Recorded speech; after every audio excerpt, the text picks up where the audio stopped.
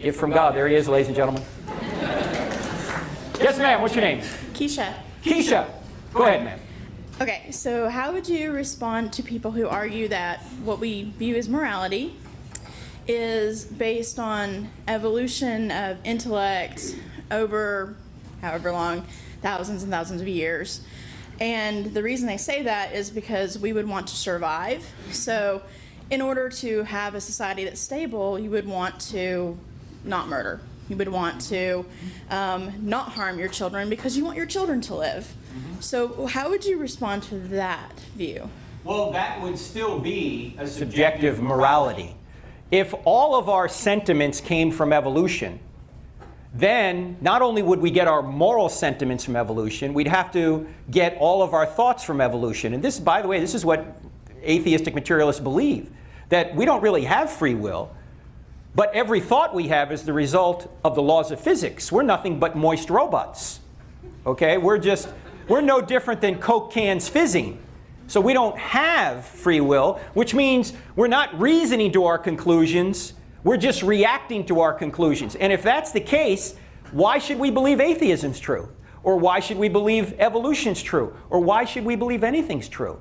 We're just molecular machines. So this line of argumentation that atheists use to try and say there's no God, that all our thoughts just come from molecules bumping into one another, defeats their own claims that atheism's true. Why should we believe that so? Why should we believe atheism's true if we're just molecules are bumping into our heads? You know, or we're just molecules bumping in our heads, just bumping into one another. We shouldn't. They've made it impossible to know anything is true. If we can't follow the evidence where it leads, based on reason and free will, then they've actually made reason something that we don't have. This is why in the book Stealing from God, the second chapter is on reason. They claim to be the reasonable ones, but in an atheistic world, reason doesn't even exist.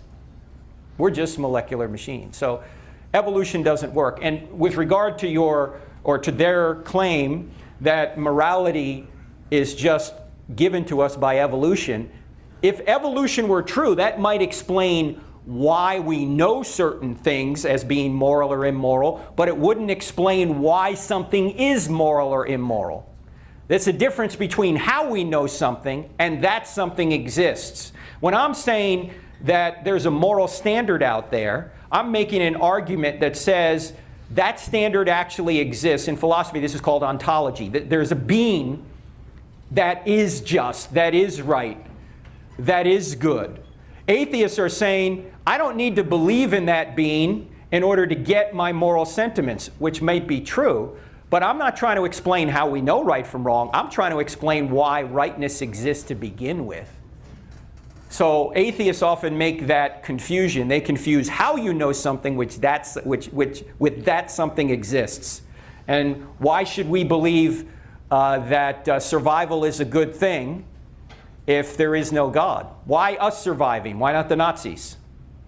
Or why not roaches? See, they have to smuggle a moral law into their system to get it to work. So they're saying that morality exists because we want to survive, and you're saying that morality exists regardless of our want to survive. Mm-hmm. And why survival? I mean, who said? Suppose Stalin comes along and he says, yeah, the atheists will say you have to cooperate to survive. That's not true. Stalin didn't cooperate. Stalin killed most of the people in his way. And he lived to the ripe old age of 74, died on his deathbed shaking his fist at God one last time. He didn't need to cooperate at all. In fact, sometimes if you don't cooperate, you can get ahead, right? Exactly. So I think the whole premise just doesn't work. Thank you. Thank you, Keisha. Appreciate it.